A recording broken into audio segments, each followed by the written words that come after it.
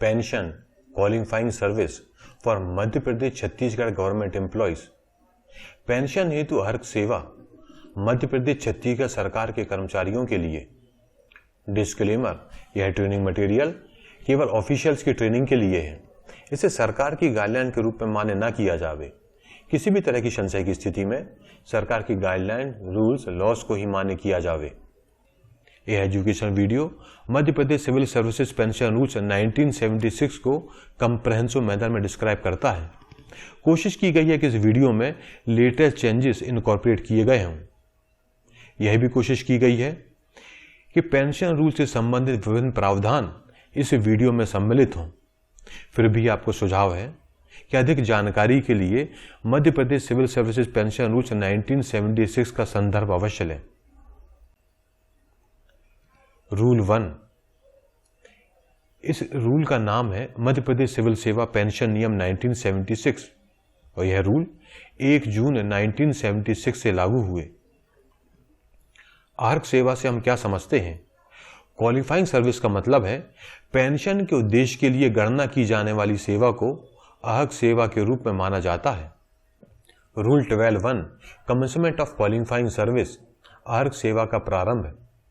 क्षतिपूरक उपदान के सिवाय किसी शासकीय सेवक की सेवा जब तक वह 18 वर्ष की पूर्ण आयु पूर्ण नहीं करता, परंतु जो नियमों के प्रारंभ होने के दिनांक को सेवारत थे और जिनके प्रकरण में कम आयु सीमा विहित है, लागू नहीं होगी। क्वालिफाइंग सर्विस उस तिथि से प्रारंभ होगी जिस दिनांक से शासकीय सेवक उस पद का कार्यभार ग्रहण करता है और जिस पर उसे मूल रूप से या स्थापन या अस्थायी रूप से नियुक्त किया जाता है तथा बिना किसी रुकावट के सेवा जारी रहती है तथा अधिवार्षिकी या सेवानिवृत्ति की तारीख या मृत्यु की तारीख को समाप्त होती है। Rule 13, conditions subject to which service qualifies, शर्तें जिनके अधीन सेवा अर्हता प्राप्त करती है। किसी शासकीय सेवक की सेवा तब तक अर्हता प्राप्त नहीं करेगी जब तक कि उसका कार्य और वेतन शासन द्वारा नियमित अथवा निश्चित शर्तों के अधीन नहीं किया जाता है। सेवा से अभिप्राय है शासन के अधीन किसी पद के विरुद्ध उस सेवा से है जो राज्य की संचित निधि से शासन द्वारा भुगतान किया गया हो तथा जिसे पेंशन के अयोग्य यानी कि नॉन पेंशनेबल घोषित नहीं किया गया हो। रूल 14, काउंटिंग ऑफ सर्विस और प्रोबेशन, परिवीक्षा पर सेवा की गणना। किसी पद के विरुद्ध परिवीक्षा पर की गई सेवा अर्हतादायी सेवा होगी। Rule 14, counting of service as apprentice, शिक्षु की हैसियत से सेवा की गणना। उन प्रकरणों को छोड़कर जहां पेंशन नियमों के अधीन उस समय शिक्षु अवधि के दौरान की गई सेवा अर्हतादायी है, शिक्षु के रूप में की गई सेवा अर्हतादायी नहीं होगी। Rule 15A, service count for ad hoc service, तदर्थ सेवा की गणना। तदर्थ सेवा अहरकारी होगी यदि तदर्थ नियुक्ति नियमित पद के विरुद्ध थी तथा नियुक्ति बिना सेवा में व्यवधान नियमित की गई है अथवा उच्च पद पर तदर्थ नियुक्ति स्थायी, स्थापन अथवा अस्थायी हैसियत में धारित निम्न पद से पदोन्नति होने पर की गई थी। मध्य प्रदेश शासन लोक स्वास्थ्य एवं परिवार कल्याण विभाग के आदेश दिनांक 21 फरवरी 2018 के अनुसार तदर्थ से नियमित चिकित्सा अधिकारियों की सेवा निवृत्ति उपरांत उनकी पेंशन के निराकरण हेतु तदर्थ सेवा को पेंशन गणना में मान्य किया गया है। Rule 16, counting of service on contract, संविदा सेवा की गणना। कोई व्यक्ति जो प्रारंभ में शासन द्वारा किसी निर्दिष्ट अवधि के लिए संविदा पर नियुक्त किया गया था और तत्पश्चात बिना किसी व्यवधान के उसी अथवा अन्य पद पर नियमित हैसियत में पेंशन योग्य स्थापना पर नियुक्त किया जाता है, तो वह विकल्प दे सकता है कि या तो ब्याज सहित अंशदायी भविष्य निधि तथा सेवा के लिए अन्य क्षतिपूर्ति को सम्मिलित करते हुए शासकीय अंशदान प्रतिधारित करे अथवा खंड ए में संदर्भित वित्तीय लाभ शासन को लौटाने का अथवा यदि वे उसे भुगतान नहीं किए गए हैं तो उन्हें छोड़ने का और जिसलिए उपरोक्त वित्तीय लाभ अनुज्ञेय हैं उनके बदले में सेवा की गणना करने का सहमति देने का। उपनियम 1 के अंतर्गत पेंशन योग्य सेवा में स्थानांतरण के आदेश प्रसारित होने की तिथि से 3 माह की अवधि के भीतर अथवा शासकीय सेवक उस दिन अवकाश पर है तो उसके अवकाश से लौटने के 3 माह के भीतर जो भी बाद में हो, ऑडिट ऑफिसर को सूचित करते हुए कार्यालय प्रमुख को विकल्प संसूचित किया जाएगा।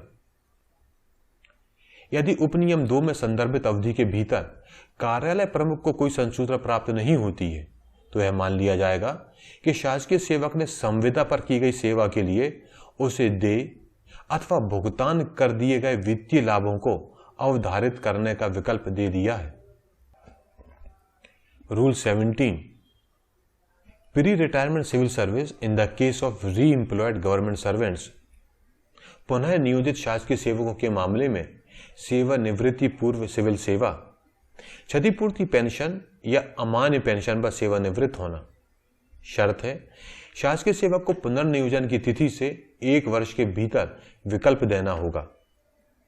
पिछली सेवा की पेंशन या ग्रेजुटी बनाए रखते हैं तो पिछली सेवा को अर्घ सेवा के रूप में नहीं गिना जाएगा। यदि पेंशन का आहरण बंद कर दिया हो और पेंशन वापस कर दी गई हो, पेंशन के एक हिस्से को कम्यूटेशन, सेवानिवृत्ति ग्रेजुटी, जीपीएफ पर लागू दर पर ब्याज सहित, तो ऐसे मामलों में पिछली सेवा को अर्घ सेवा के रूप में गिना जाएगा।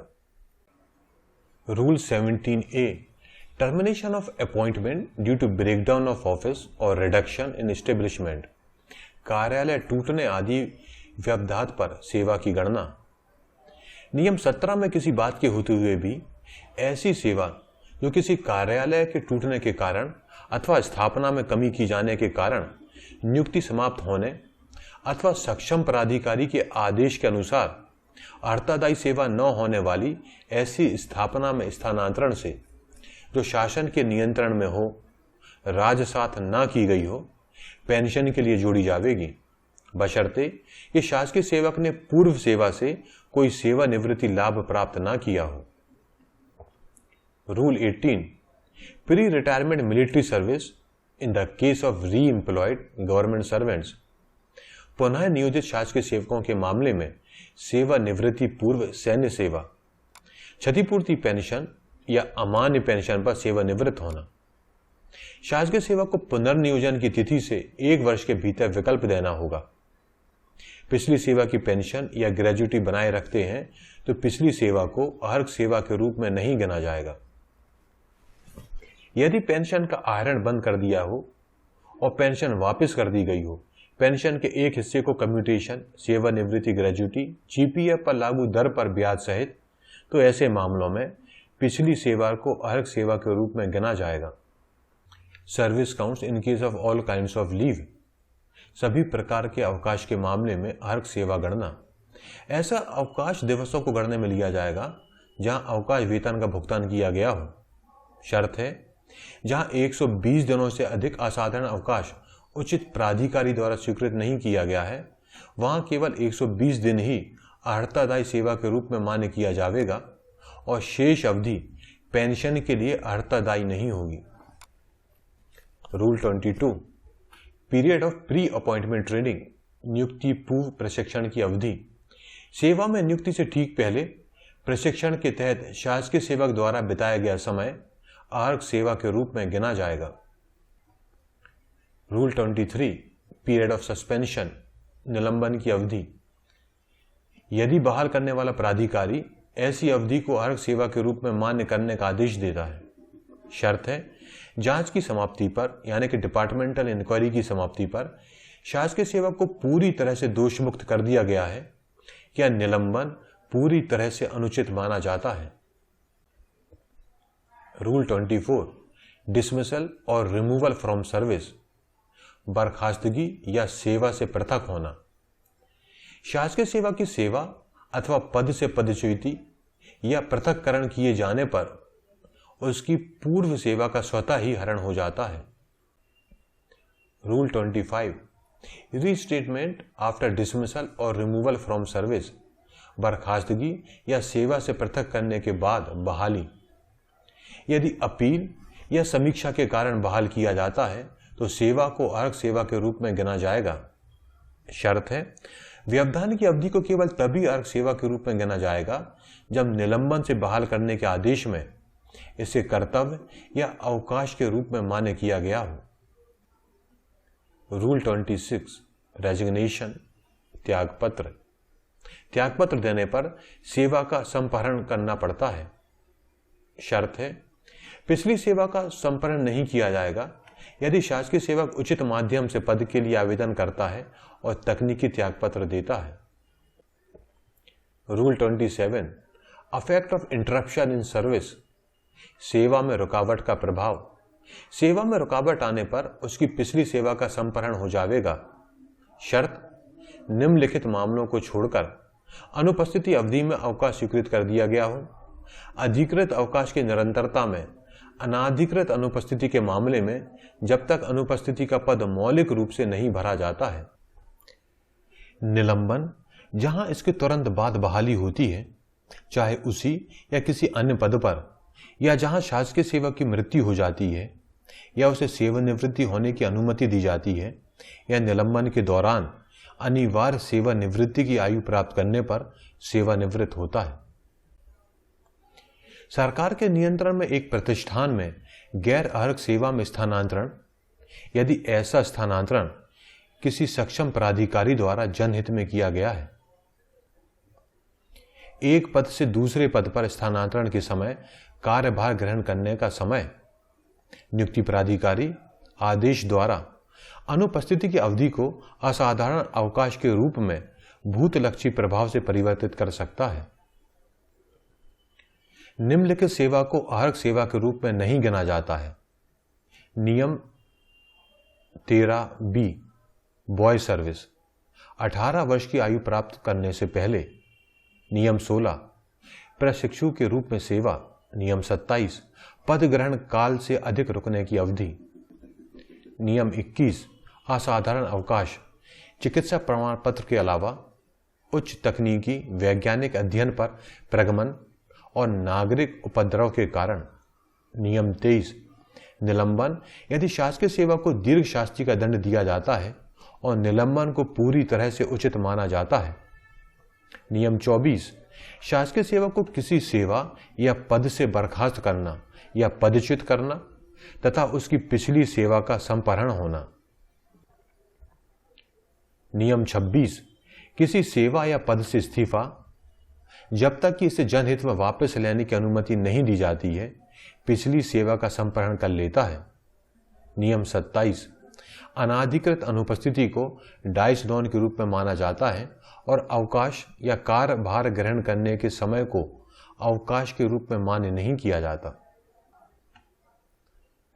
Rounding off qualifying service. Qualifying service को राउंड ऑफ करना, हमें यह देखना पड़ता है कि जो भी हम राउंड ऑफ कर रहे हों वो 6 मंथली पीरियड में होते हैं। मैक्सिमम 66 SMPs यानी कि 6 मंथली पीरियड ही होते हैं। एग्जाम्पल के तौर पर यदि क्वालिफाइंग सर्विस 3 महीने से कम है तो SMP कुछ नहीं होगी। 3 महीने से ज़्यादा हो, 9 माह से कम हो तो 1 SMP, 9 माह से अधिक हो तो 2 SMP। अब हम एग्जाम्पल के तौर पे भी इसको समझते हैं। यदि क्वालिफाइंग सर्विस 30 साल 2 माह 24 दिन है तो नंबर ऑफ SMP होंगे 60। 31 साल 3 माह है तो 63। 31 साल 5 माह 17 दिन है तो 63 SMP। 31 साल 9 माह है तो 64। 31 साल 10 माह 27 दिन है तो 64 SMP। Calculation of qualifying service of government servant. अब हम क्वालिफाइंग सर्विस को कैलकुलेट करते हैं।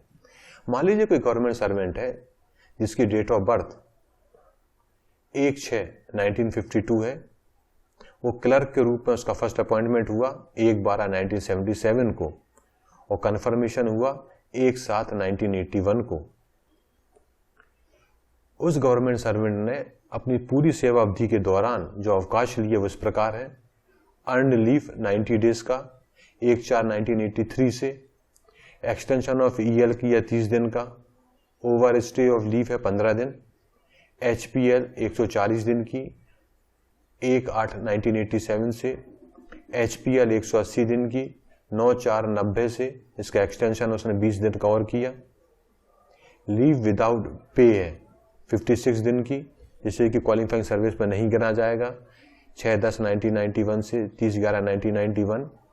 20 दिन की HPL 1/12/1991 से 20/12/1991। लीव विदाउट पे 364 डेज की रहेगी, इसे भी हम काउंट नहीं करेंगे। 120 दिन की EL है, उसके बाद उसने कम्यूटेड लीव ली 90 दिन की, फिर EL 61 दिन की ली 61 डेज की। इसी गवर्नमेंट सर्वेंट को सस्पेंड किया गया 11/7/1995 से, फिर रिस्टेटमेंट हुआ उसका 1 जुलाई 1996 को। पीरियड ऑफ सस्पेंशन को क्वालिफाइंग सर्विस के रूप में मान्य नहीं किया गया था। Spell of leave without pay यानी कि LWP जो रहता है वो हमें मालूम है क्वालिफाइंग सर्विस के रूप में मान्य नहीं किया जाता। यह गवर्नमेंट सर्वेंट 31 मई 2012 को रिटायर्ड हो गए। तो टोटल नंबर ऑफ डेज जो डिडक्ट किए जाएंगे जो कि LWP थी उनकी 91 डेज, यानी कि 3 माह 1 दिन। तो टोटल महीना हो गए 23 मंथ।